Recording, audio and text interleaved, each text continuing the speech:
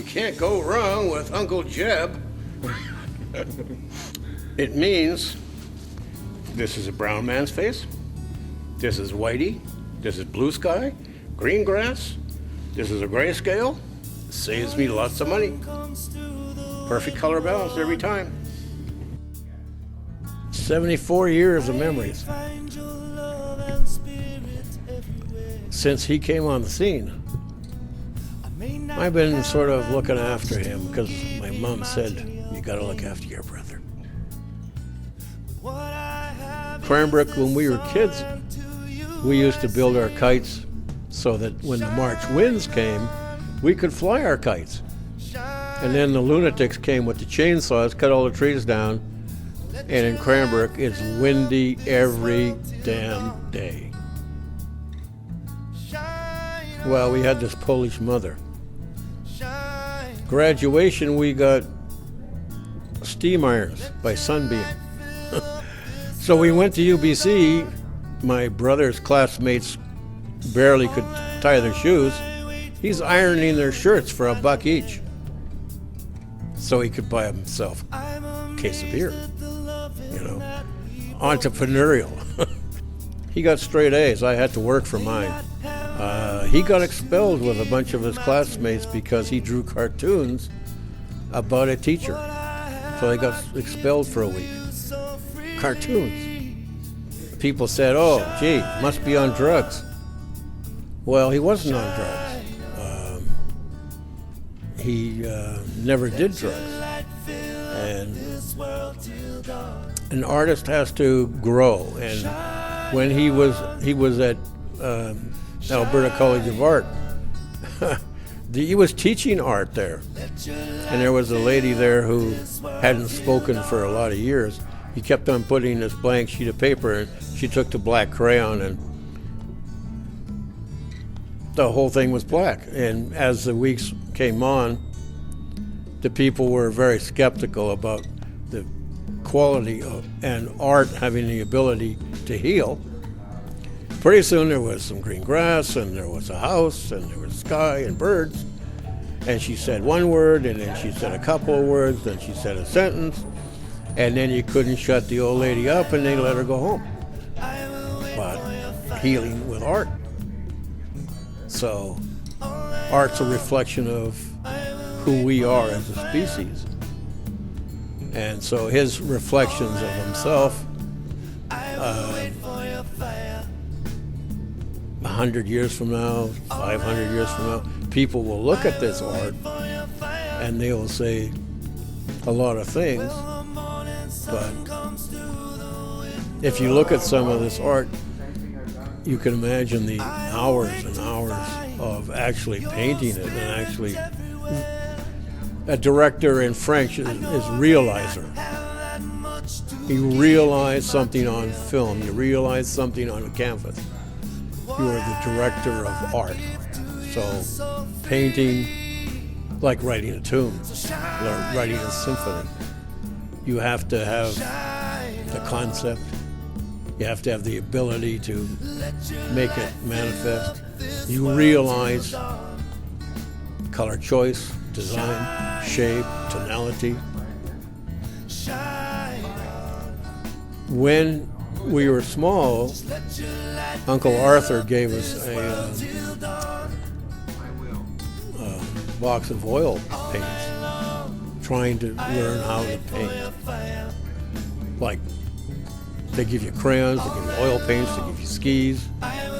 They give you something to fulfill your life. I was hoping that he'd be here for a couple more generations, like 20 more years at least, because I've been shooting pictures of him for more than 50 years, and my subject is taking a vacation.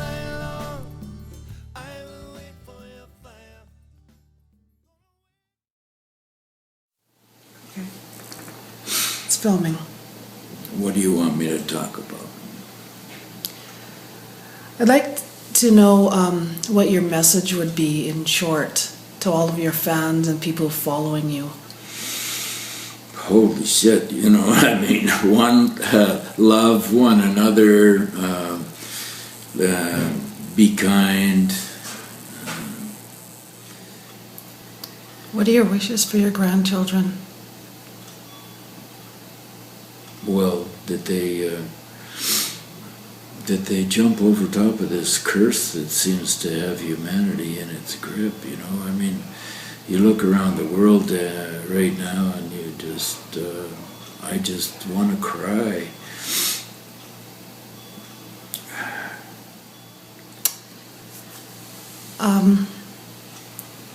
Are you scared of dying? No, I am dying.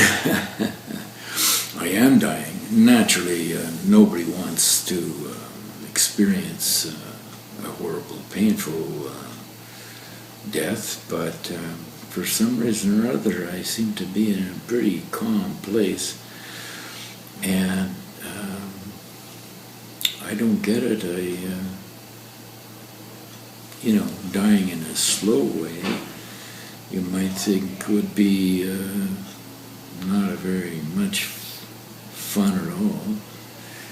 And I'm actually surprised because I'm dying slowly and I'm enjoying it. I just don't want to be in a lot of pain. Don't imagine anyone would be. My wish was always to, you know, be dead before I hit the ground, and I have a desire to be useful to the world, and yet I don't know how much any of us can do to change the world. I honestly don't. All you have to do is look at the Christ and the Buddha and all of these characters who tried to change the world in a good way and ended up feeling totally thwarted. My art has been a blessing. I've had inspiration, so much inspiration. I've had, so many friends that went to art school with that really struggled to have a decent art career. I changed my name to Manwoman when I decided to take on the swastika as a sacred symbol and to teach everyone, despite all of the objections and the almost artistic bullying that went on in the back in the 1960s and 70s, when everyone was trying to tell me I was going to kill my art career by defending the swastika. I killed my official art career, you know. Then what happened was that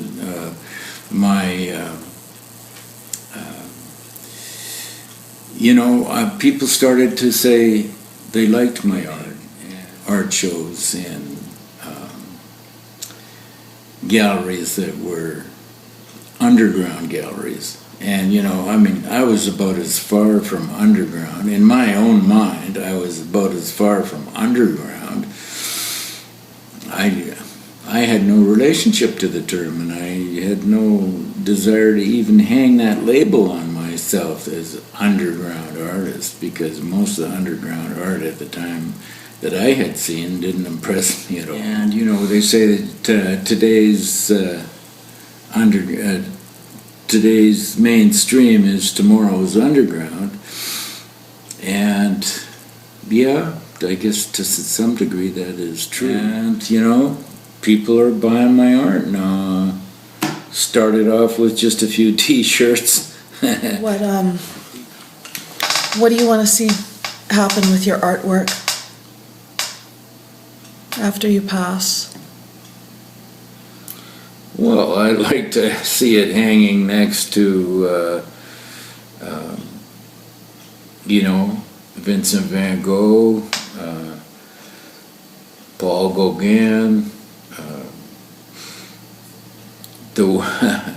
the almost said the William Tell Overture.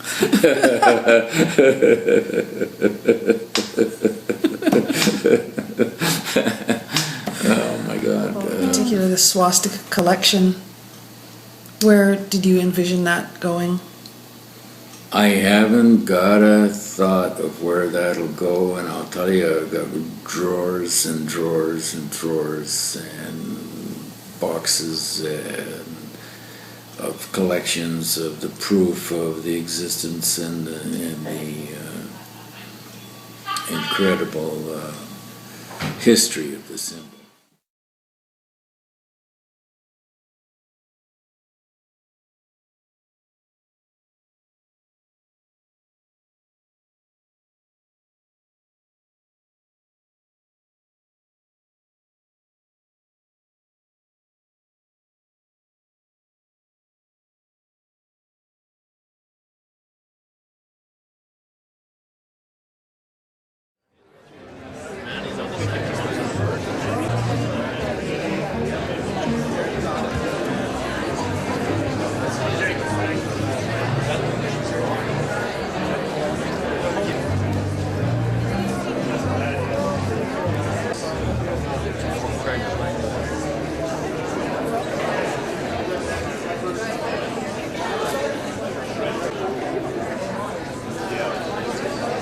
My name is Richard Leisman. I'm a friend of Manwoman and Astarte, as I'm sure many of us here are. Manwoman, I'm certain, touched everyone in this room, and many of us in different ways, but it was always Manwoman, and we knew that. So I want to welcome you to a celebration of Manwoman's life and an honoring of his passing.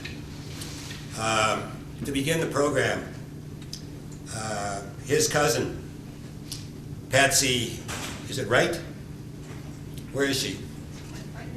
Right in front, is going to play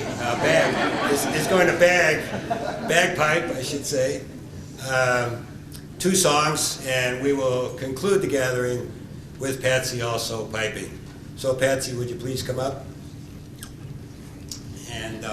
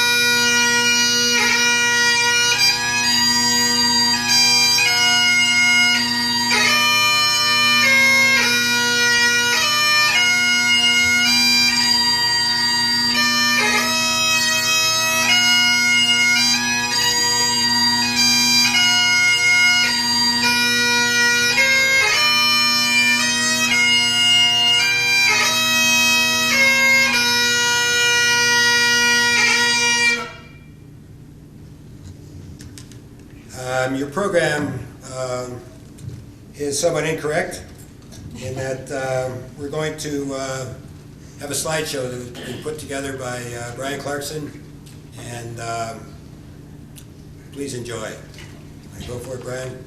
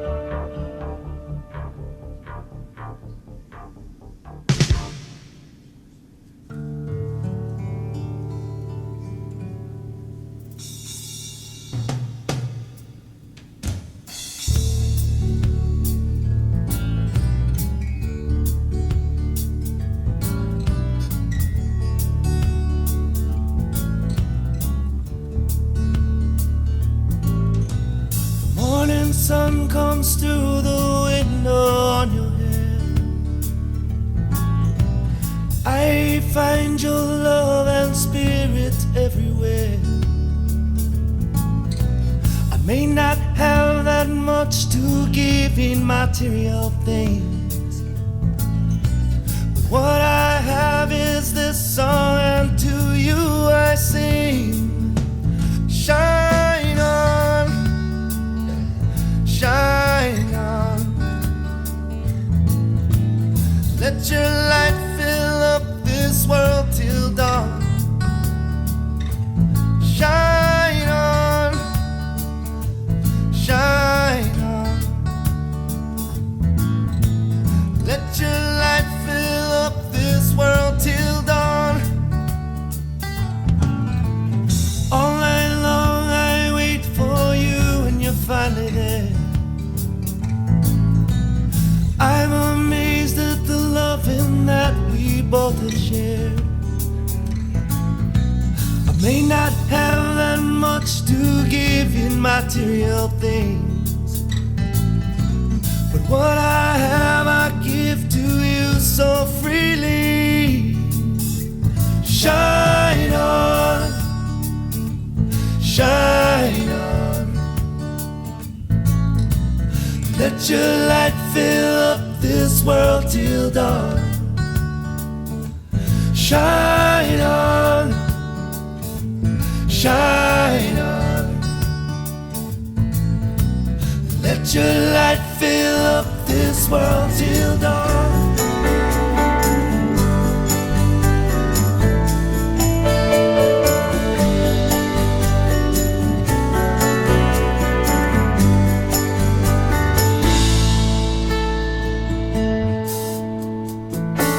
Walking around like I'm in a trance, thinking I lost you to circumstance, feeling the weight as the world pulls me down, while my heart and my head spin around.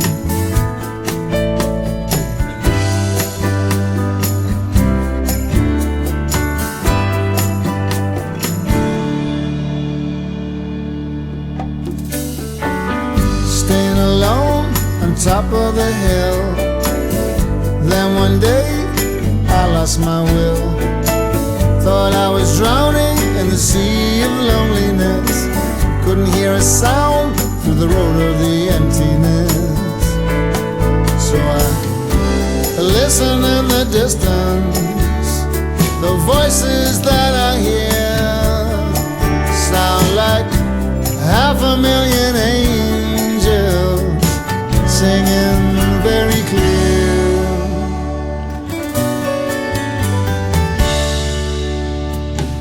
Even if they can give me strength or help me make it through,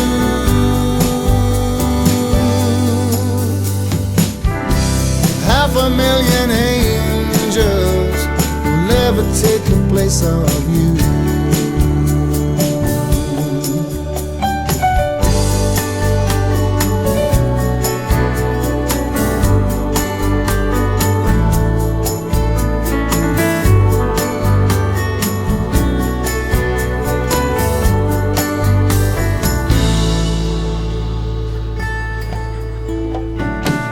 I think about you nearly all the time. Sometimes your presence is so divine, whether you're near or far away, it makes no difference, in my heart you stay. So I listen in the distance, the voices that I hear sound like 500,000 angels singing very clear.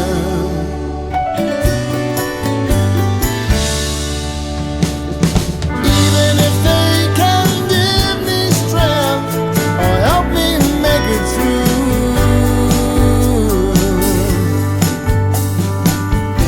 500,000 angels will never take the place of you.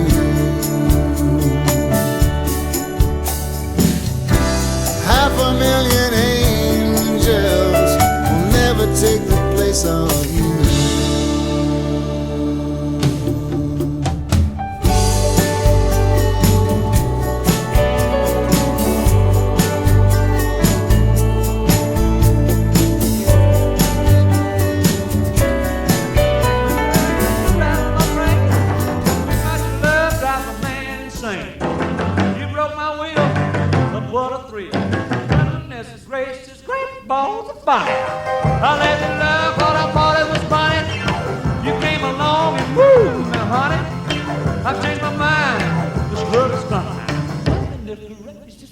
balls of fire. Kiss me, baby. Feels good. Hold me, baby. Well, I want to love you like I love you should. You're fine, so kind. Got to tell this world that you're mine, mine, mine, mine. I chew my nails and I twiddle my thumb. I'm real nervous, but it sure is fun. Come on, baby. It drives me crazy. It's just great balls of fire.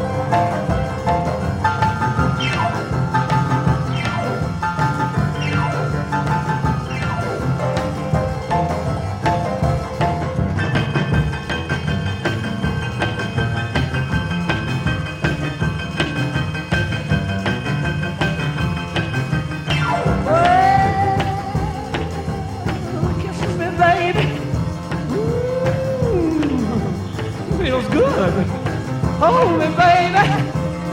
Well, I want to love you like I love you should. You're fine, so kind. Got to tell this world that you're mine, mine, mine, mine. That you're mine, that you're mine. I quit on my thumb. Real nervous, but it sure is fun. Come on, baby. Drive me crazy. But this great, it's just great balls of fire.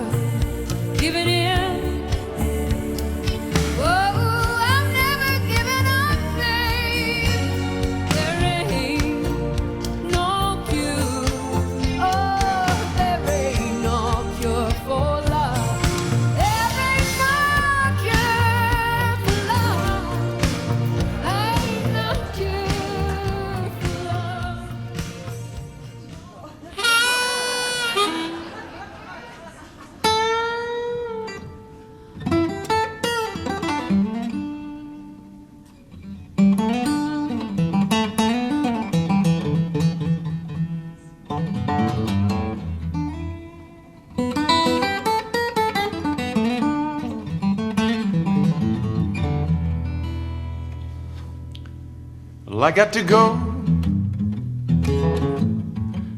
Time I was on my way. Someday we'll meet. Yeah, we'll meet some other day. Well, I got to go. Well, I cannot stay. I'll be on my way. You know I love you more than words can say. But it's time we go, babe. It's time we go our separate ways. Well, I got to go. Well, I cannot stay. I'll be on my way. Someday we'll meet again. We'll talk it over like long lost friends. I don't wanna go. I'll be on my way.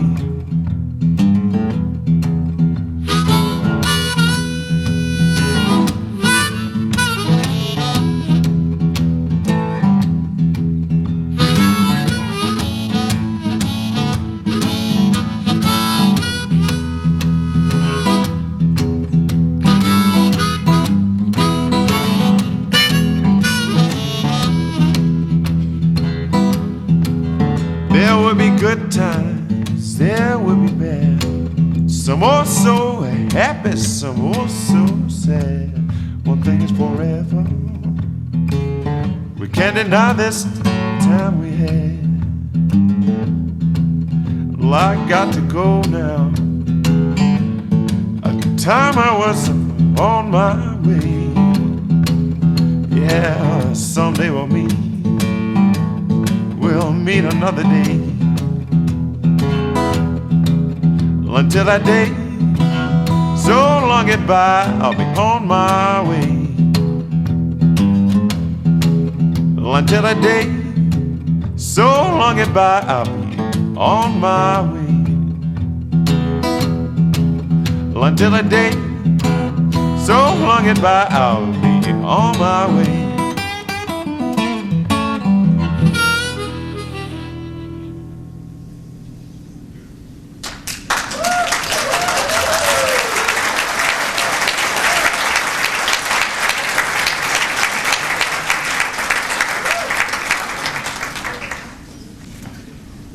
Boy, I'll tell you, I was sitting there in that chair and I heard his voice, and there was no doubt in my mind that he's here, and that he's touched us all, and that part that touched us will live within us forever. So, just a little quick note. When he put those horn-rimmed glasses on when he was a younger man, I saw Buddy Holly. I don't know if anybody had that same. And the Stardy was telling me that that people used to call him a geek because he was wearing these horn-rimmed glasses until Buddy Holly wore them. And then he suddenly became cool. You know? So I have some... the other thing that really touched me is Manny's dark laugh. You know, you go... You know, and Manny obviously was full of gold, and he touched people with his brilliance. But the part that, and one of the parts that I really liked about him was that laugh. You know, when he saw something that was outrageous or something that was irreverent, he would just, you know, so, and that became part of Manny's presence for me.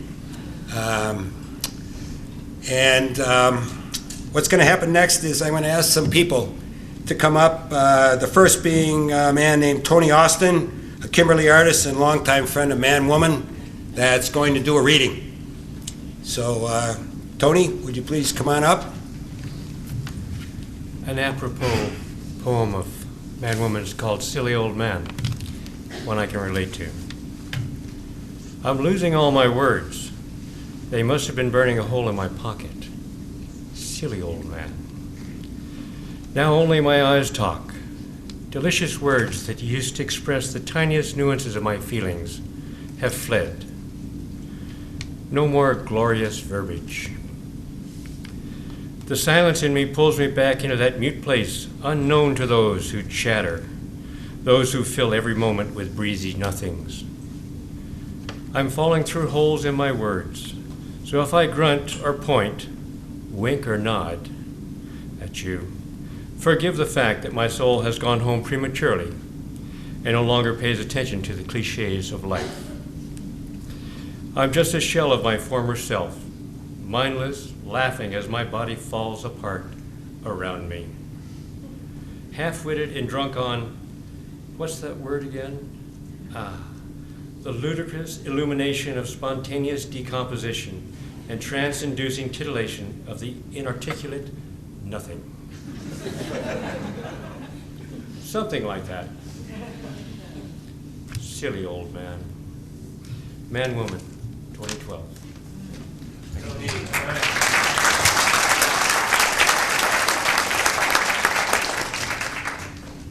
I want to ask Candace Wilson, who's a close friend involved with Dances of Universal Peace and local Sufi community, is also going to read here today. Candace? From Ireland. Phil Cummins, a tattoo artist from Ireland, invited Man-Woman to the Traditional Tattoo and Culture Festival in 2010. Man-Woman was the featured guest speaker at this event and was also filmed to be a part of an upcoming My Swastika documentary film. Phil writes, "We were just looking around our house last night and suddenly became aware of how many beautiful things we have here, made by your very hands. You will always be with us no matter what happens. It has been an incredible honor and privilege to have gotten to know you and become your friend.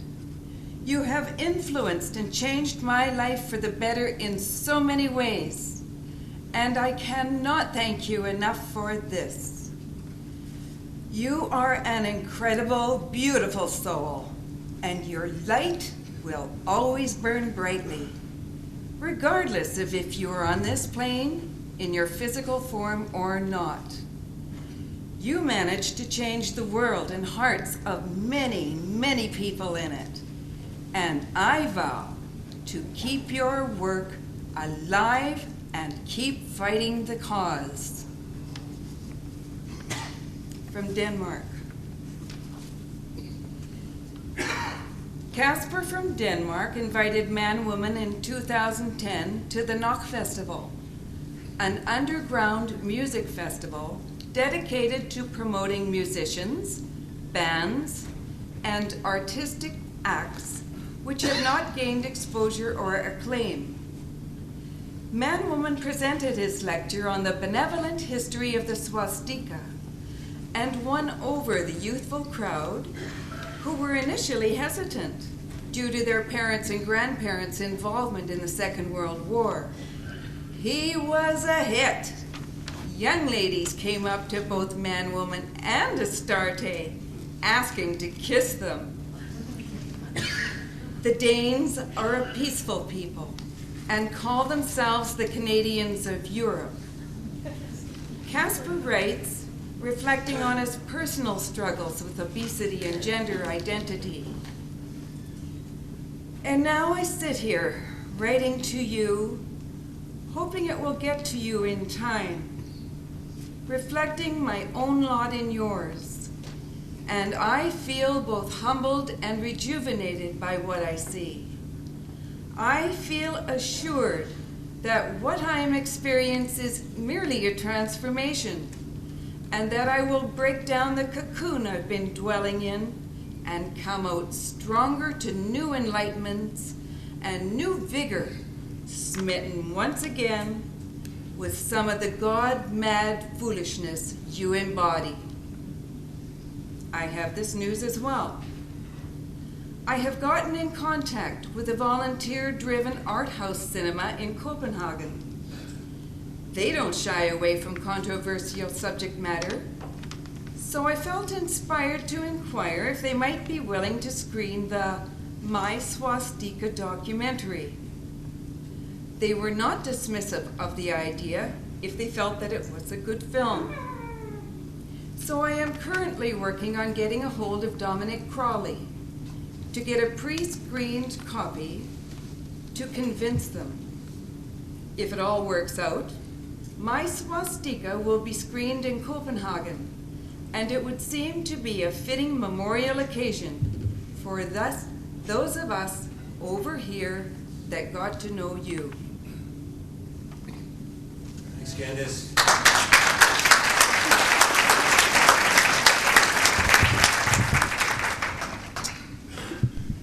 And the next person is Robin Weissman. He was close to Manwoman and his family in the Edmonton days.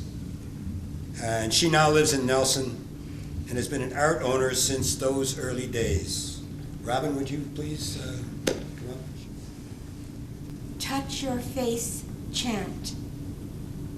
I bless all those people reaching out with imagination, inspiration, and incantation just to touch your face. All those people praying for beauty, wealth, and power at the midnight hour just to touch your face. All those people running on empty saying, fill me up, fill me up, fill me with plenty just to touch your face. I bless all those renunciates in denial, eating crumbs for a very long while, just to touch your face. All those beggars inwardly bleeding, asking and pleading, just to touch your face. All those sinners trying to get clean, scrubbing with bubbles like a baptizing machine, just to touch your face.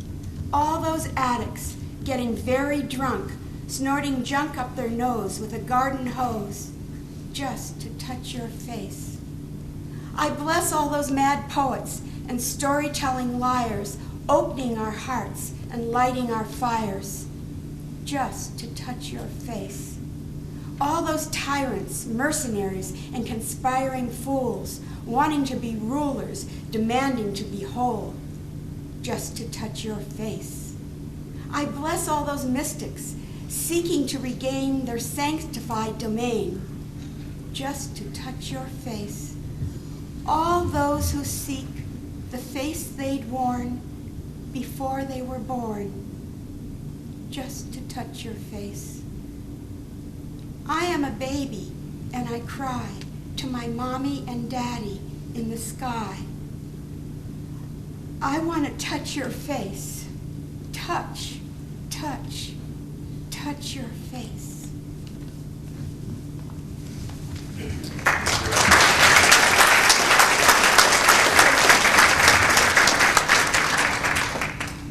And now a friend of Manny's from the Mankind Project movement, the Warrior Movement, Chris Sopsak. He's a friend and a member of the New Warrior community. Chris. This is a letter from Starchild to Astarte. Hi, Astarte. I hope you're have a moment to print this and read it if you like. In 1968, I was introduced to an artist who recently buried his old self and was now man-woman.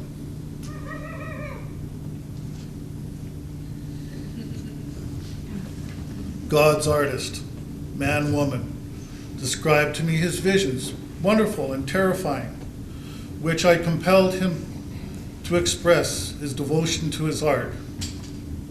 I explained to him that since my teenage years, now was 25, I had recurring experiences that terrified me. My parents had no idea what was wrong with me. Doctors shrugged and checked me for seizures. I had to struggle to take control of my conscience and break from the scary experiences from which occurred as I was in the state between waking and sleeping. Man-woman immediately recognized what was happening and said, "Go with it, go with it." He was right. I was transported within to a state of silence and wonder. And I returned to my physical awareness. It was like I was made of woven gold. Man-woman and I soon became friends. We lived communal for several years.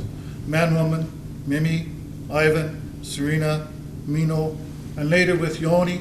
And I had my kids, Jeff, Heidi, with us as well. And Tom Ma, Mimi's dad, who Man-woman loved deeply. Much of the time, I remember Man-woman's at the show at Edmonton's Art Gallery in 1970. No one had seen anything like it.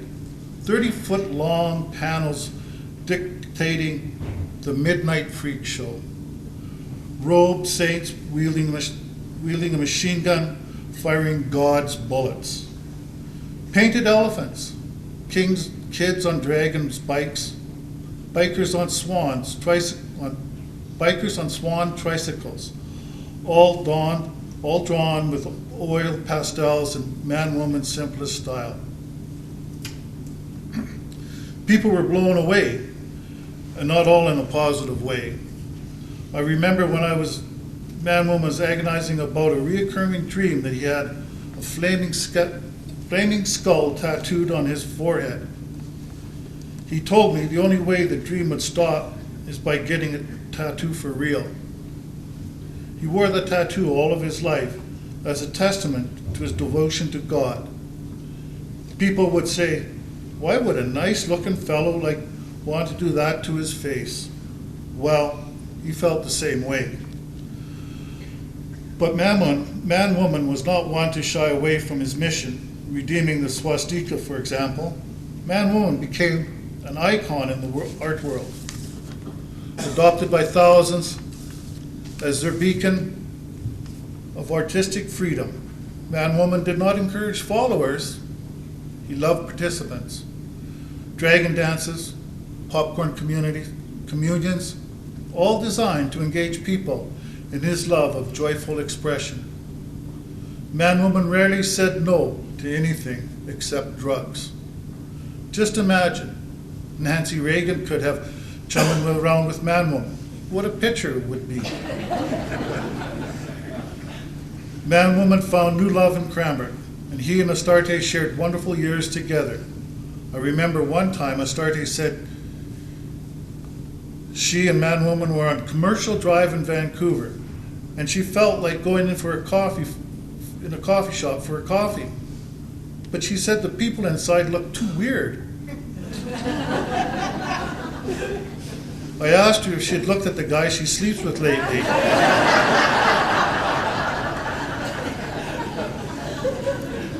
The humor of this situation did not escape her.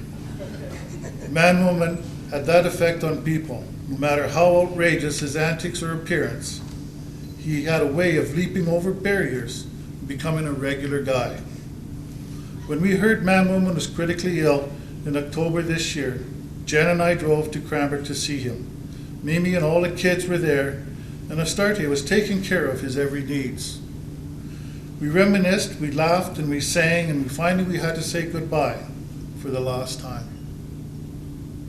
I could not touch his body for the pain, but I held his head in embrace and told him how he blessed my life, and he replied, "You blessed my life too, brother." "There you go," he said, and he did it again. And that's from Star Child.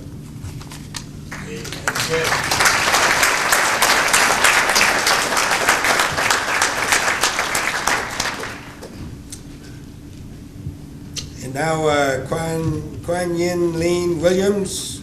Shika Kuan Yin is a psychiatrist and prominent member of the Spokane Sufi community. Please come on up.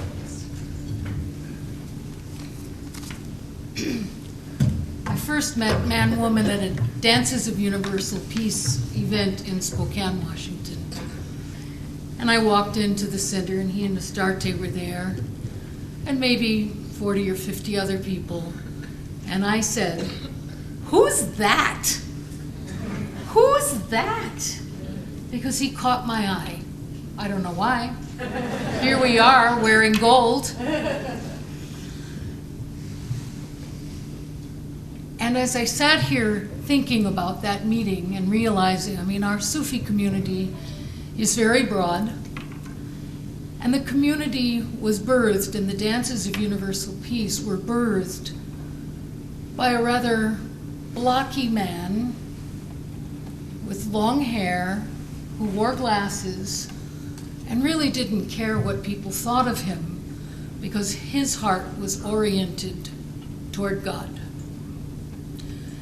So I encountered another version of the man we call Murshid Sam.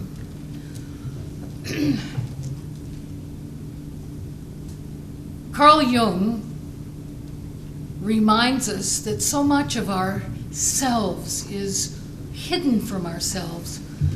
All the things we don't like about ourselves, but the price we pay to keep it in the dark is that we lose 90% of the gold.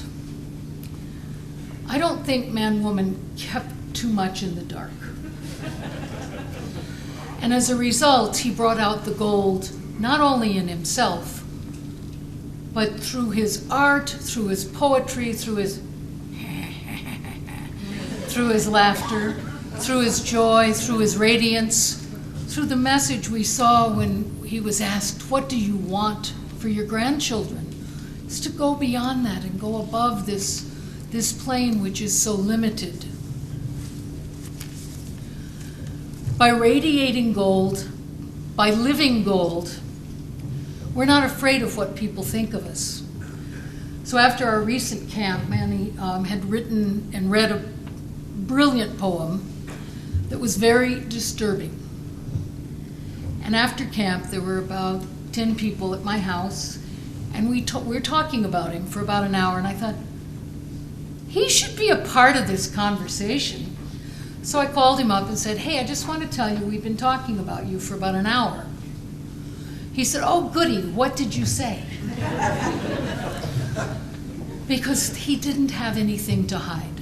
So that gold was available. I suppose he could get cranky here and there. I suppose he had strong opinions here and there. But one of the gifts that he brought to the dances was he wasn't afraid to be real. One of our teachers on the Sufi path says, the most important thing to do is to be yourself. Be yourself. And Man-Woman certainly would be himself.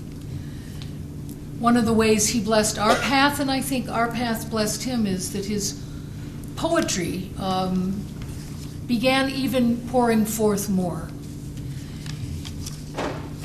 And this is the poem we read, that was read recently at the Dances of Universal Peace, and it speaks to this. Most of the time, as you know, we're not allowed to talk about the D word. We can talk about pretty much anything else, but we can't really talk out loud about death. And this poem is called "Death is Warm," from Late Night Freak Show 2005. Death is warm. It's a good thing we don't know what's waiting for us, or we would jump off cliffs and high buildings. Oh, we would throw ourselves in front of trains and buses. We would sink into deep water, singing the praises of ancient gods. I've come right up and touched death. I've stroked death. I've put my arm around death. And you know what? Death isn't cold, stripping us of all we love and cherish. Death is warm, giving us our heart's desire. In that moment, willingly, we shed this burden of flesh and say, "Take me, please take me." Death is surrender. Surrender of loneliness. Death is rest from all effort. We sink into peace. We sink into oneness, filling up with forgiveness for all. Just breathe out and don't breathe in.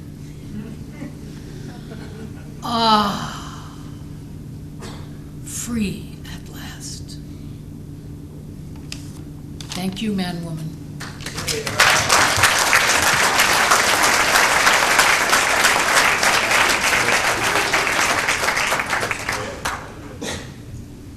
Speaking of that, if you look, and I think appropriately, back to the exit door is Mr. Death himself, who will be moving amongst us at the conclusion of the ceremony. while we're having some refreshments. So, next person to speak is Tracy McGuire, a friend and a dream enthusiast. Thanks, Tracy.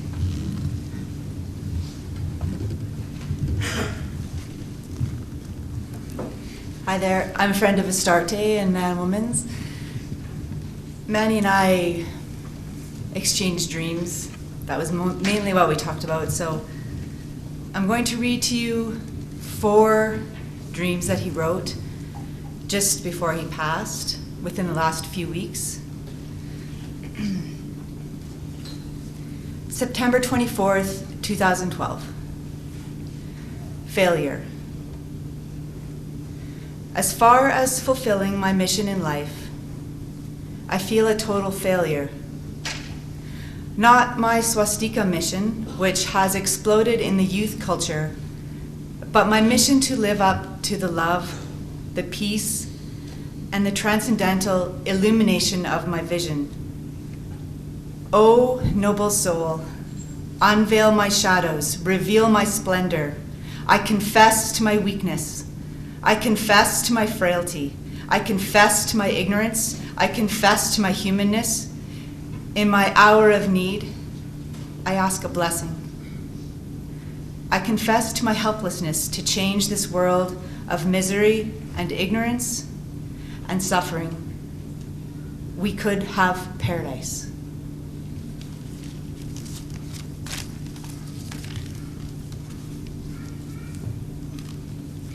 October 13th, 2012. My house taken over by colorful, radiant blocks. A strange, spidery hand opens and closes in a digital color rainbow, building an amazing home full of spirit. In a spontaneous blessing of swastika vortex, opening and closing like a moment of grace.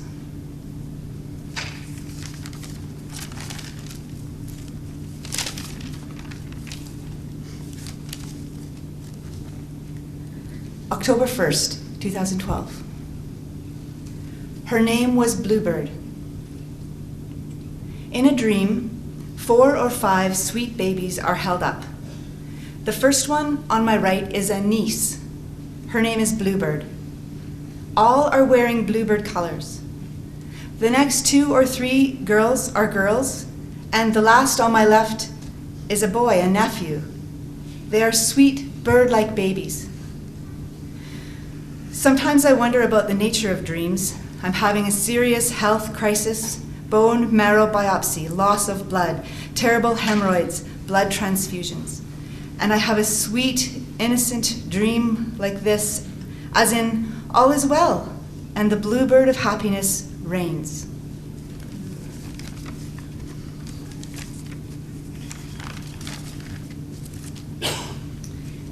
And the last one I'll read was written October 15th, 2012.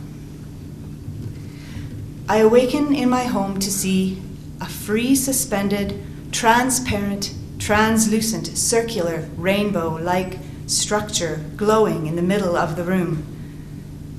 This almost scares me because I can be looking at a spot and have my mind illuminated with full knowledge of another being. And they have looking back at me, similar truth.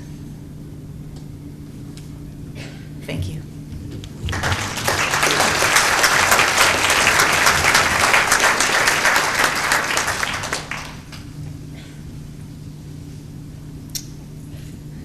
And there's a letter from Yoni in Victoria, Manny's daughter. He has asked Eleni to read that. If you would, Eleni, please.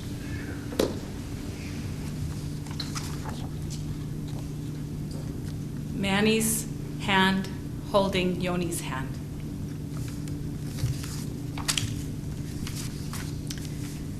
This hand I hold. This hand I hold this final hour. Memories flood as I feel deep love for you, Dad. I know these hands from birth, They held me and bathed me. They played with me, hugged me. Yum Yum's place on Daddy's lap. Adult conversations lost to my young ears. But your voice and laugh resonant, vibrate, hypnotic. And I memorized these fascinating hands. Every hair, every wrinkle, tracing tattoos. My love for you, a way of life. Then you were gone and time passed. Our hands apart, my hands empty. Your hands busy painting, writing, sculpting, crusading. But you returned, yes, you returned. The kids waiting and watching. At last your van zooming down Cameron Avenue. Screaming, jumping, giggles, joy, bursting little hearts of happiness. You, a warm ray of sunshine filling all holes. Buckskin jacket smelling like mountains. All was right again. We had our dad for 10 long days. Nope, 7 days. 5, now 3. When you were gone, and so time passed. Our hands apart, my hands empty. Your hands busy painting, writing, sculpting, inspiring. Ebb and flow, clasped, apart, ebb and flow. Now I'm Yoni and realize I've looked for you in other hands, looked for those hairs, for those wrinkles, those tattoos. And I'm a mom and look to you. I dream of you and us kids and your kids, all bombing down the road in yellow van, hot springs, lakes, dim sum, movies, laughter, adventures. Yet sadly, here we are, my yellow dad, holding hands, soaking up our final moments. I know this hand I hold. Panic grips my heart to think of letting go. I will miss you, Dad, forever.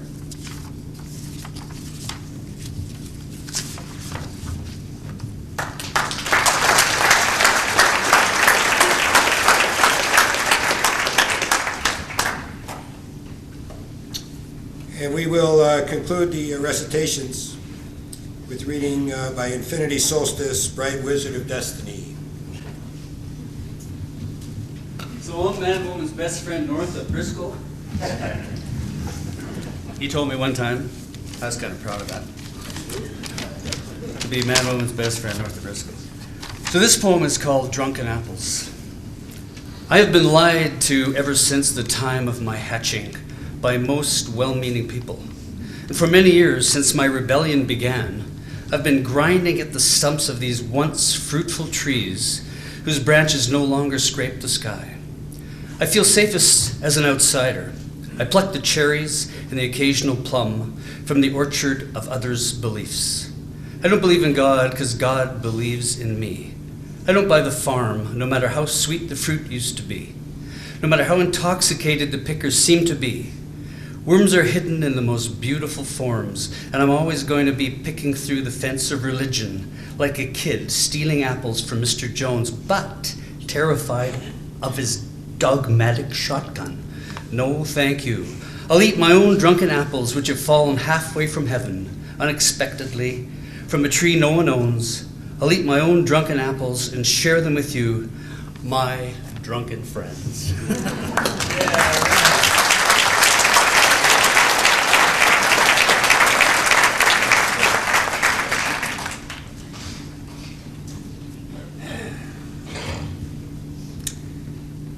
That's a close to the program recitations. What I want to do now is, if anyone feels that they want to speak, please. The mic is open. In any way that Manwoman touched you in a special way, or you had a special relationship with him. I could tell you that I met Manwoman earlier in the mid to late 1990s as part of the Mankind Project, and had the opportunity and the honor to sit in men's support groups with Manny for just over a decade. So I had the honor to get to know this man on a very, very deep level, and gold really speaks true for Manny. And Manny graduated into not just his age, but who he was in the Mankind Project movement into what was called a spiritual elder, where he helped men in sacred moments to find strength in something greater than is found here on earth. And he touched me. This guy was authentic. I was on a road trip with him, and we were just coming back. We were in Bonners Ferry, walking out of one of the convenience stores, and this guy with the U.S. Marine Corps big tattoo on his left arm, big one, comes up to Manny and he said, "You guys killed my brother." And Manny turned around, no fear in him. Fear is really up for me, because this was a big guy, a Marine and all that. And Manny's going to reason with this man.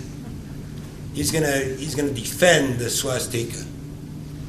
And at that moment, I was between letting Manny and this Marine go at it, one ready to swing and fight, and one ready to explain and to defend.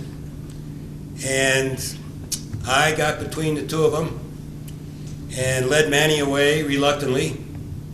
And between Bonners Ferry and Cranbrook, all I heard from Manny was what he was going to tell this guy. And so it was my fear that stopped Manny, but it was his authenticity and his commitment to this that really, really touched me. And as we've heard today, his image, or not his image, well, his image too, but his beliefs have exploded around defending and reclaiming the swastika. So I also want to say that, no, I'm going to save it till the close, because there's many men here to be honored for their service to Manny in his closing days and to his star day. And they're in the program, but I want to say their names.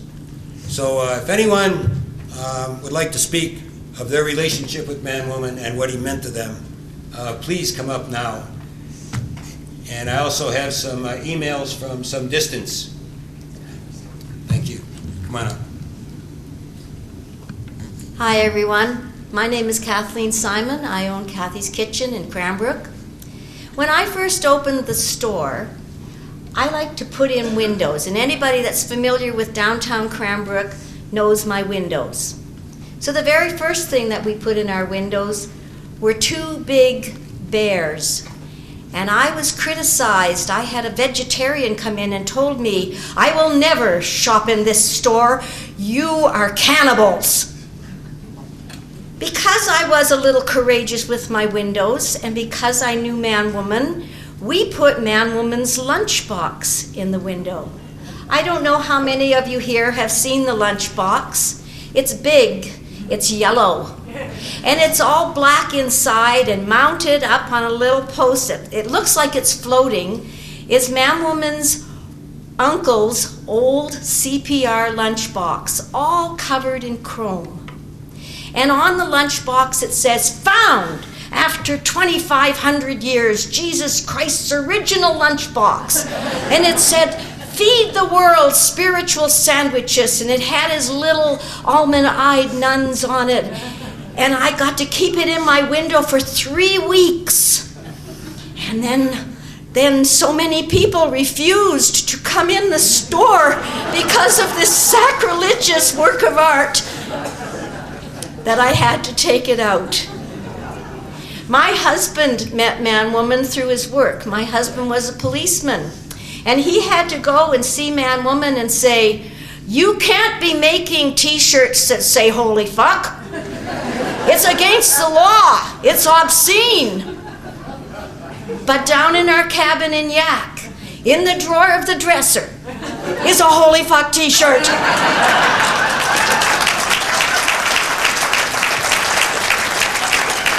And I'll close with one funny little story. I shared this story with Manwoman one time. I have a friend who was a mail delivery person. One day, she was out delivering the mail in pouring rain, and she was wearing a long yellow slicker that went right to the ground. And someone came up to her and said, "So, are you trying to be man-woman?" And she said, "No, I'm male lady."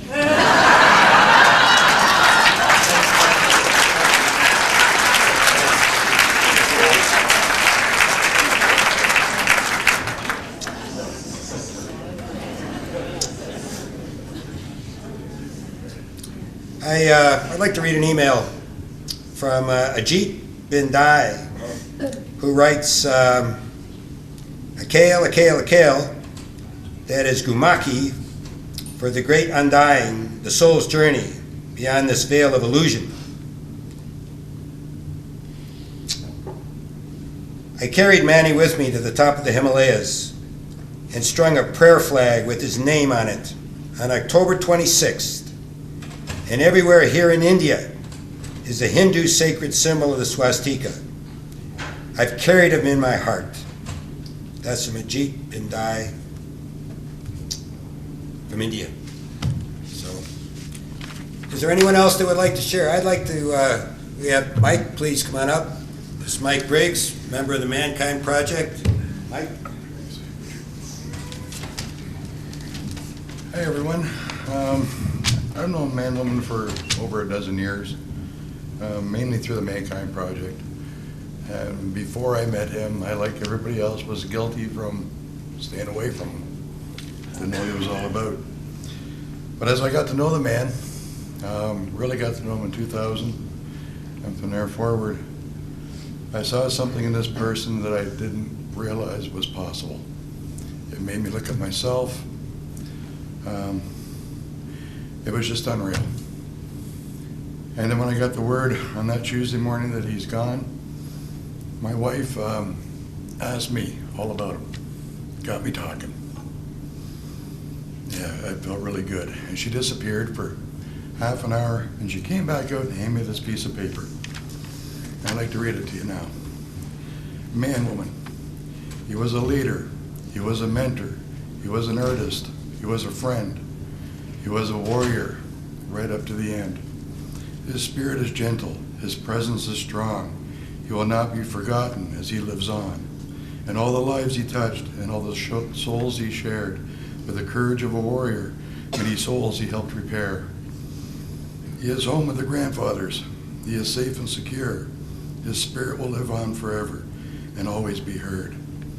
When you look at the design of a snowflake or hear the music of the wind, see a sunset so beautiful it's hard to take in. We will remember Manwoman and what he has shared and be grateful we knew him and know that he cared. He was a man of great presence, felt far and wide. We know that his spirit will always be alive. He touched the world in his own special way. He will always be with us forever and today.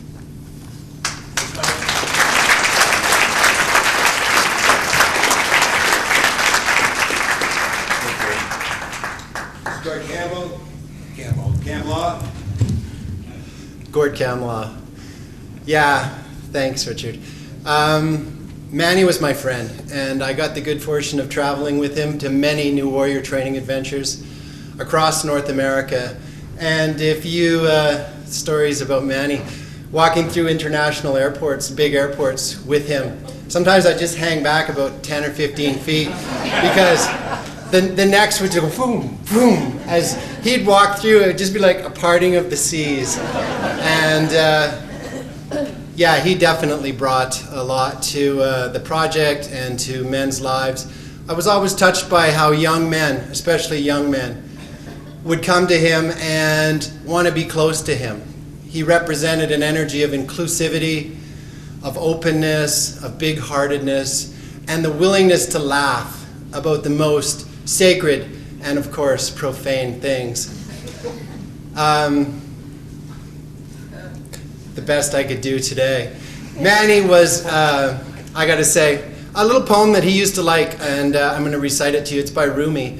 It says, "The breeze at dawn has secrets to tell. Don't go back to sleep. You must ask for what you truly want. Don't go back to sleep. People are crossing back and forth. across a door sill, between these two worlds. The door is round and open. Don't go back to sleep. I met Manny really quickly, his story in the project, on a New Warrior training in Rock Lake. He was coming through as an initiate. And Friday night I got what I call the death stare. He was angry and pissed off and afraid and hurt and burdened by old messages and old energy that he carried. And I saw him do his work and reclaim his power and stand in a new place and then transform into a ritual elder. And his poetry and irreverence and reverence was amazing. He would, what I call, cold crank it right out of his ass sometimes. And it was amazing. He brought such an incredible gift, and I was very privileged to be there with him through it. And I have a little poem that was read out at the last training I was at. I actually don't have it because I left it on my kitchen table, but as Manny would give me permission, I'm sure, I'm gonna read it. It's actually my version of it because, like I say, I left it on the table. As I stand before you men, and I'm adding you women as well, I fill up with grief for my missing grandfathers, grief for my emotionally absent father, grief for my uncles who stayed drunk after the war. As I stand before you men and women, I fill up with fear for children growing up without guidance, for shrinking before women with big balls. As I stand before you men and women, I fill up with anger for the lost boys raging and destroying our planet, for religion forcing false beliefs on us.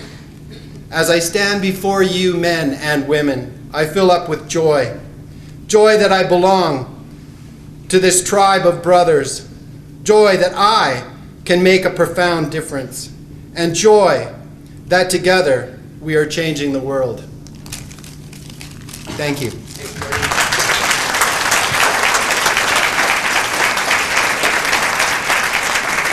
Next to speak is Phil Lyle, another Mankind Project, New Warrior. Something juicier happened in me when I was around Manwoman. Raise your hand if that's true for you as well. When I thought back over the last, 7, 10 years or so, about some of my most juiciest experiences in this world, Manwoman was always there. I almost killed Manwoman about 5 years ago. I was driving the big yellow bus of love with Gord and Manwoman we're in the vehicle, and we got laughing so hard that I just about vomited. I had to pull over to the side of the road, and the three of us, we just all were piled out of the van, the side of the road, and it took us at least 5 or so minutes to collect ourselves. And I think I did it again. Gord, did I do it again? I think I did it again. So we got driving again, and another 15 minutes later, we're just laughing our faces off and had to pull over again. So this day almost wasn't there. It was almost 5 years ago. When I thought back as well about some of my most deepest grief that I've experienced over the last 10 years, Manwoman was there as well. I watched him struggle with the Catholic Church, or inside of him somewhere with the Catholic Church, and I went down that path with him that day and touched a piece of my soul, a piece of my grief that I'd never been able to touch before or since. And so he was there for me then.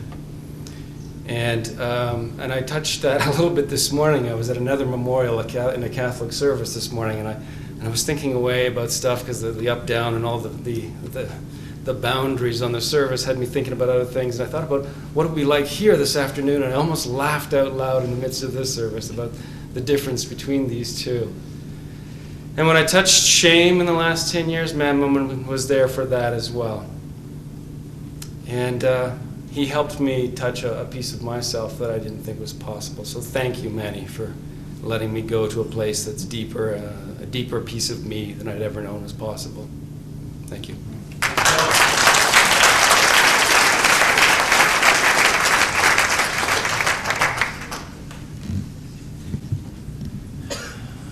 I wasn't going to get up, but Gord, when you mentioned the weekend, that's when I'd first met Manwoman.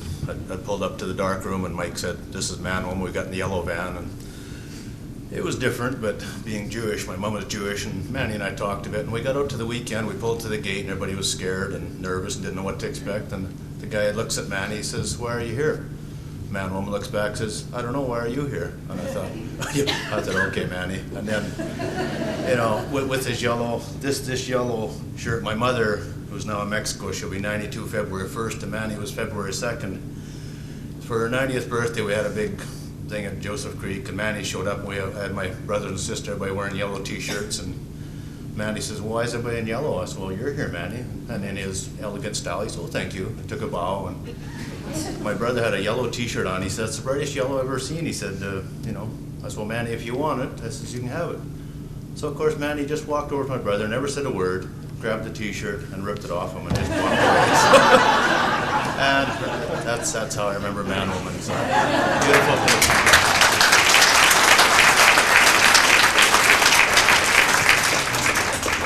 I know that some of you are wearing some of Manny's shirts, his gold t-shirts, and the question was, would they fit anybody that wanted to put them on? So I was blessed to wear this for today, and I noticed that it was tight on me. And I thought, I better go on a diet if you guys remember Manwoman. You know. So I have another email to read. This is from Carol Stewart. This is from Bali. My heart goes out to Astarte and Manny's extended family and friends, to all of us really, who have been both shocked and delighted by Manny's antics over the years.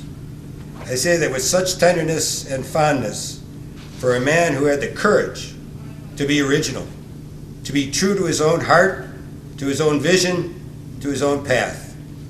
We have all lost a real friend. I will miss him terribly.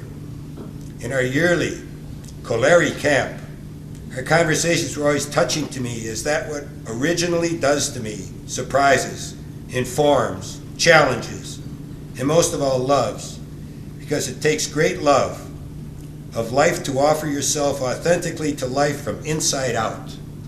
A real gift, a great inspiration, a great example of what passionate rascalness can offer. That's from Bali, from Carol Stewart. Is there anyone else that would like to please come on up?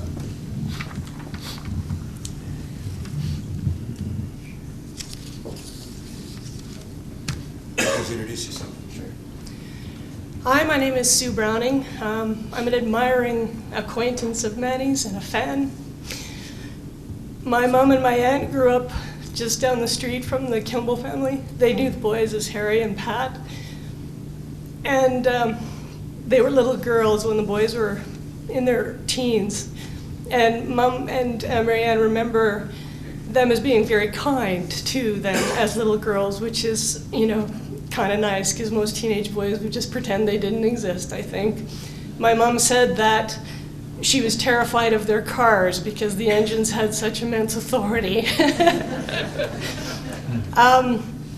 And she also remembered that they would go to Gyro Park, where the big pool was, and he would be drawing, and she would always go up and ask him what he was working on, and he would explain to her.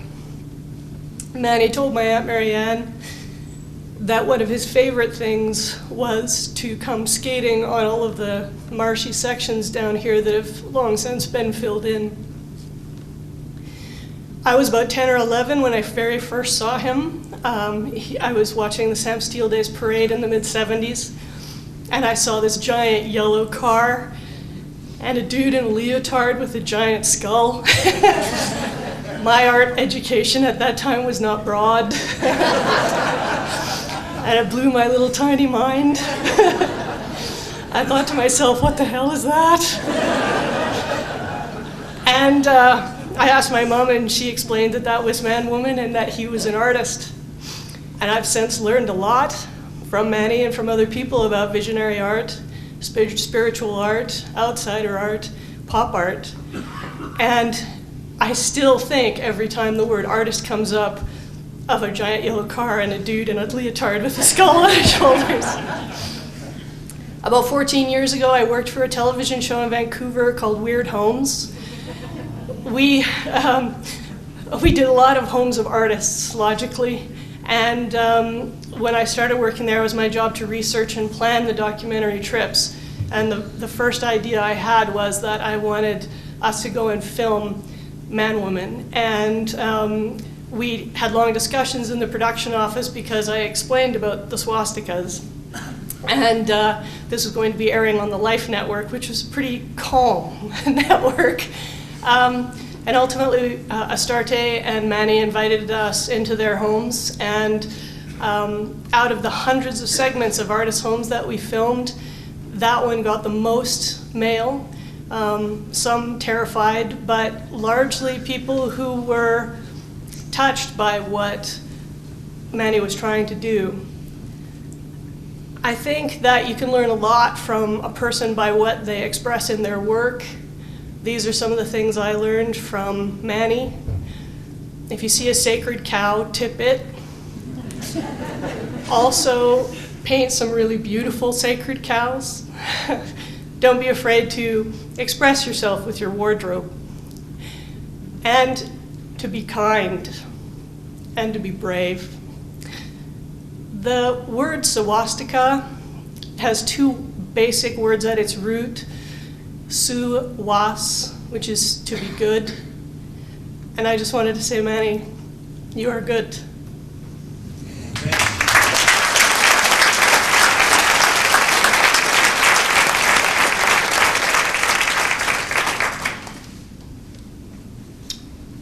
I got another email here from Nelson, Sandy Letherman.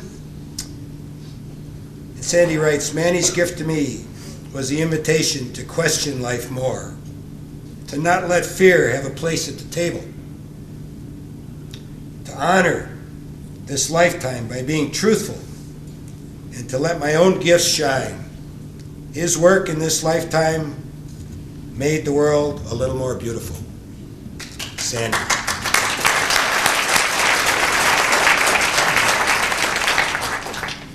Is there anyone else that would like to speak? By the way, you notice people are wearing gold armbands to actually honor Manny. And that's the gift from Gord Kamlaw and the Mankind Project. He also decorated outside the room with gold, which is something Manny would do on elder weekends and on initiatory weekends for the Mankind Project. It was I'm saying wear them proudly and wear those shirts proudly too. Please come on up. I'm Stuart McKinnon. I've come over from Nelson today, and I'm from that Dances of Universal Peace community that's been mentioned. And I wanted to mention something that was sort of precipitated by this reference to sacred cow tipping. Because things in the Dances of Universal Peace can get a bit precious now and again, a bit serious maybe. And I'm quite sure that because they're also a heart-opening practice, that Manwoman really enjoyed them and benefited from them. By the way, at this Camp Coolery that was referred to, Manny was often the head of the men's gatherings that would take place there every afternoon. And I had the privilege to be a part of those gatherings and to learn from him and to just see what a number of you men have touched on in the warriors that you were a part of and that he obviously was too. And what a blessing that was to be a part of it. But now back to the sacred cow tipping. I should first say that I encountered Manwoman's art before I knew who he was. There was an exhibition in Nelson and I went to see it and I was quite taken by it. It was part of the early work. And then probably it was a couple of years later, first time I went to this Dances of Universal Peace Camp. It's at Camp Coolery. You can only get there by boat. I'm down on the boat dock. I'm standing next to this big man all decked out in yellow and tattoos and so on. And I go over and say, I'm Stuart. And he says, I'm Manny. I'm thinking, well, this is really good, but I still haven't made the connection. So it was a little while later before I actually learned that this was the, generator of this art. Now back to my story. In the middle of of a weekend one time being led by somebody who'd brought a brand new dance. This dance is just being introduced and we're kind of getting in the swing of it, but there's a phrase in it that just doesn't quite work. And Man-Woman's in the circle dancing. You know, as I say, this can be pretty serious and so forth, and it just didn't work for him. And he started laughing. I mean, it was actually quite funny. And in the middle of this otherwise very serious affair, suddenly the whole circle is just broken out laughing because, you know, actually it needed to be pointed out. So, you know, I was glad that right in the middle of that practice too, there was nothing too sacred for Man-Woman to point out the truth. Thank you.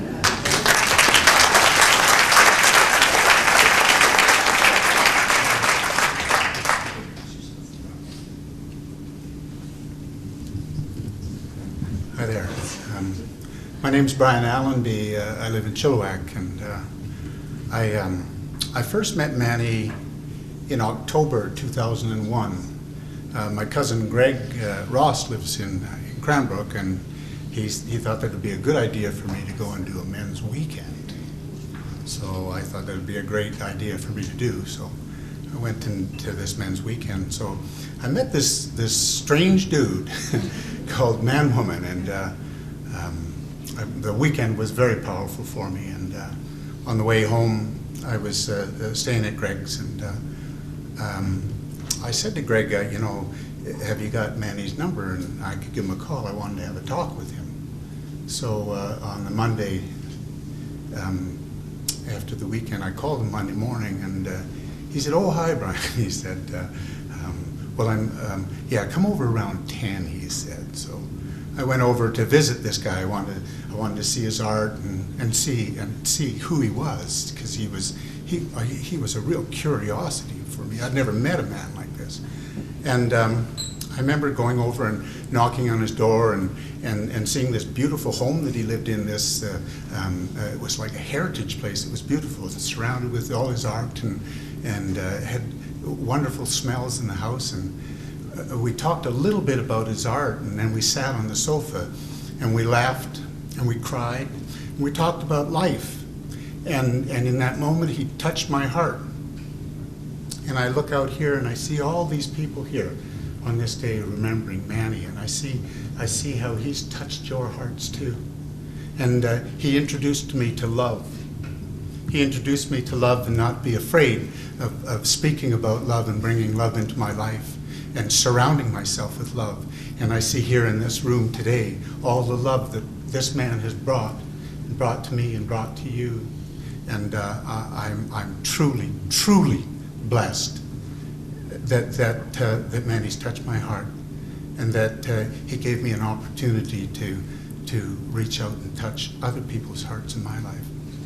And I'm not sad that Manny's passed, and I feel grateful that I spent 12 years with a most magnificent man and a true friend and a man whom I love deeply, deeply, deeply. Thank you. Thank you for hearing me.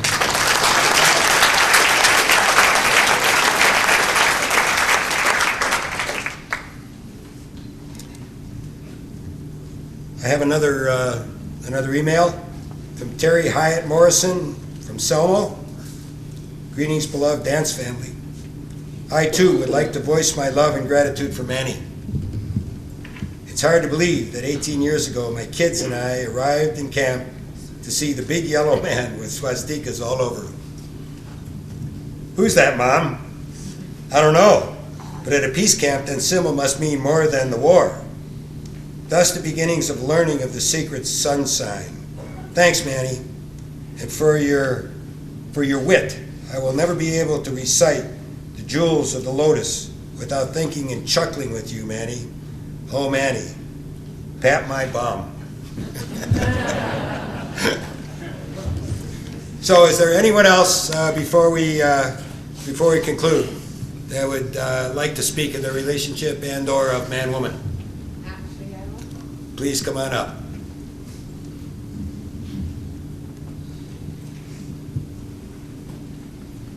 And you'll introduce yourself. I'm not really a speaker, but I'm one Man-Woman's classmate who graduated in 1956, so I've known him for a long time. We used to get together maybe 3 times a year and go out for a supper. There's about 12 of us. We'd meet down at one of the cafes, and our last one was September. And Man-Woman had just come back on a trip. I'm not sure exactly where it was, but we got on the monarchy, how much money we wasted on the Queen, and it shouldn't go there. And he just had no use for all this waste. And one of our classmates said, yes, but Kate is something to look at. So he kind of laughed at that. And when we finished, he got up, finished his meal, and he went out to pay his bill. And we decided we needed a picture. So they called him back in, and they said, come in the door. We all got up and sang, God Save the Queen.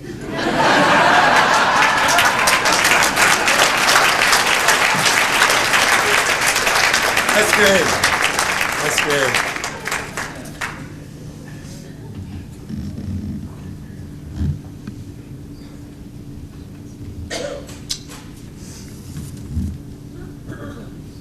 By all means.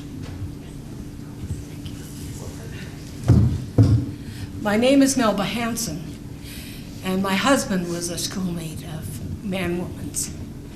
I worked at the radio station in early 1980s, and Man-Woman was in his era of wearing his long yellow robes, being totally misunderstood by everybody, and one day I had occasion to cross the road on 9th from the radio station to what was then Kimball's Jewelry.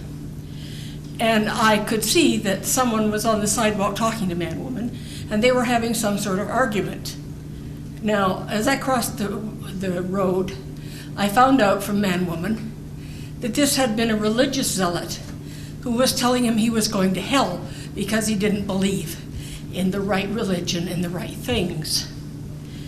My only response to Man-Woman could be, Man-Woman, you've chosen to be different, to have unique experiences, to have an entirely different life. And there's no guarantee that all your experiences are going to be good ones, but your life will never be boring.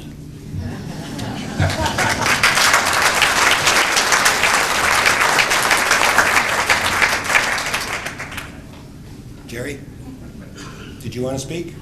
Please come on up. This is Jerry Atchison. I call her an elder of the women's movements in Cranbrook. Please, Jerry.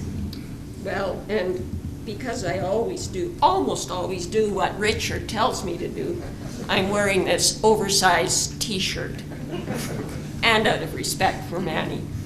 My husband, Steph, who passed away October 31st last year, was also a classmate of Manny's, and so I've known Manny since Steph and I were married in 1959, which is when I came to Cranbrook. And I was at that luncheon that Peggy was speaking of, and it really was quite wonderful, quite funny. But I got to know Manny really well in the early, mid-1980s. Steph and I had moved out to Wycliffe, bought an acreage, and were establishing our little Eagle Crest farm. And for about 10 years, I milked cows, bootlegged raw milk, in contravention to all the rules and regulations, and had anybody chosen to prosecute me for that, it probably would have been greater, I'd have been in greater trouble than if I'd have been bootlegging booze or growing a little pot in the granary, as a few people suggested I could do and make more money.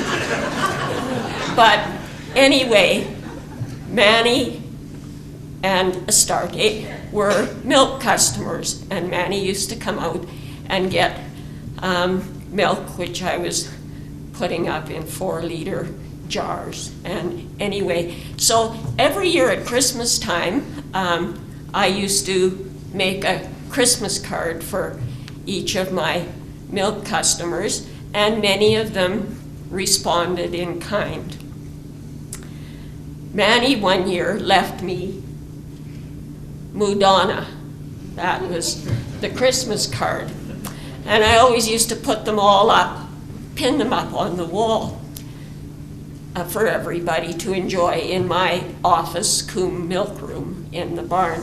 Anyway, Moodonna, she offended a few people, but anyway, that was fine. So I put all the cards. I'm a card saver. I put them all away, and then, just a year or two ago, I got going through a big box of cards and looking over them again, and I thought, what happened to Moodonna? Of all the ones that I ever wanted to keep, that had to be one of them, and I couldn't find Moodonna. So at this luncheon that Peggy was speaking about, I brought this up with Manny, and I said, do you remember Moodonna? And I said, and didn't you have a Moodonna and child? He said, yeah, I did. That was a poster. And he said, come and see me. I'll give you one. And I thought, well, woo-hoo. So I did, and Manny gave me this poster of Moodonna and child, which was that very benign-looking, enlightened cow. Only difference was just below her head was a calf, hence Moodonna and child. Anyway, so I went to Manny and Astarte's home, picked up this poster, which he had signed with love, which was so typical of Manny, and I took it down to Cranbrook Photo and had it framed, and I hung it in the hall at home, right outside my bedroom door, and it's the first thing that I see when I stand up in the morning is that benign, enlightened cow with her little baby, and underneath it says, Jerry, love Manny. And it is my most treasured possession. And I can tell you, it's not possible. You can get out of bed with the hugest case of the grumps, and if you turn on the light and look at Moodonna and child, it's all up from there.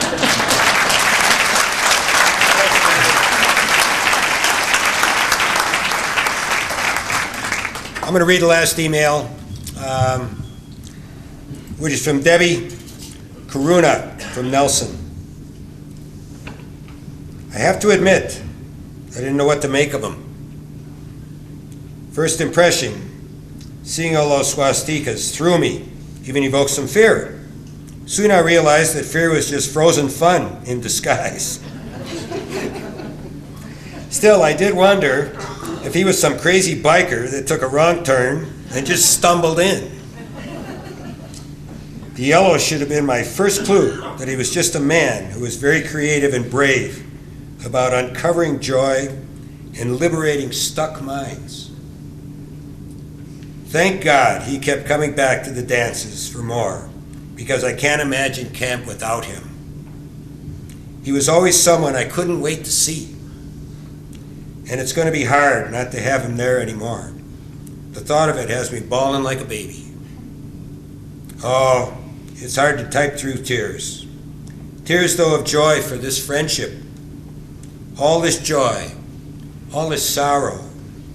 It's still sinking in. I have never lost a close friend before. It sucks.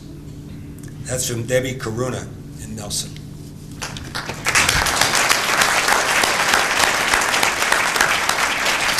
So this is going to be last share, if there are any, and then we're going to, Patsy's going to close with pipe song, and then I have one closing word.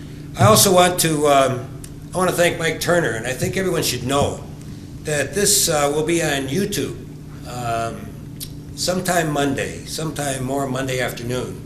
If you want to see the slideshow again, or you want to see or just put yourself back into this, into the feelings that are in this room. And that site on YouTube is going to be Man-Woman Service, in one word.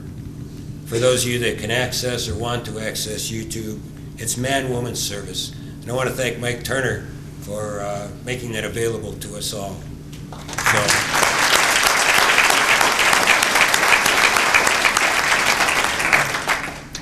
And if there's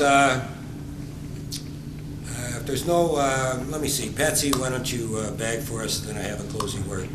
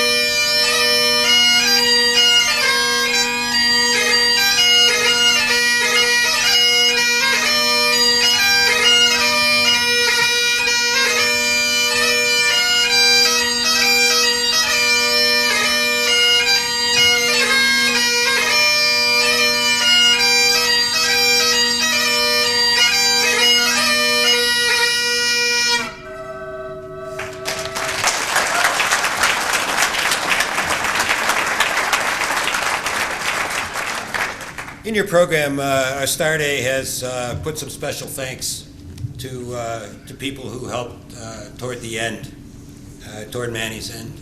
Men that kept the vigil by his bedside and supported the Star Day in that. And I just wanted to, their names are in the manual or in the program, but I just wanted to say thank you to those men. And Star Day also thanks you from the bottom of her heart. In closing, I had a thought. I'm a Chicago boy, transplanted from the States into Cranbrook in 1992. And somewhere in the reading, I came across this saying, which I'm sure we've all heard. It's, the king is dead. Long live the king, the people would chant. So I go, this doesn't make any sense to me. And so in reading on some mythology, I read that it's the energy of the king that is dead. The person has passed, the energy is still there, and that is long live the energy. And so what I thought of, actually last night was, Man-Woman is dead, but long live Man-Woman and his energy, and what he's given us all through his art, which I'm sure he used to say, Richard, he said, I'm not going to be famous until I'm dead, you know? And it just pissed him off, you know? And as you know, people thought that he was going to pass somewhat earlier than he did, and he was brought home. And then I heard through the grapevine or something, Man-Woman was saying, I feel guilty that I'm still alive, you know. People thought I was going to die a couple weeks ago, right? And I thought that is so Manny, you know. So to close the ceremony, I want to say, long live Man-Woman. Hear, hear.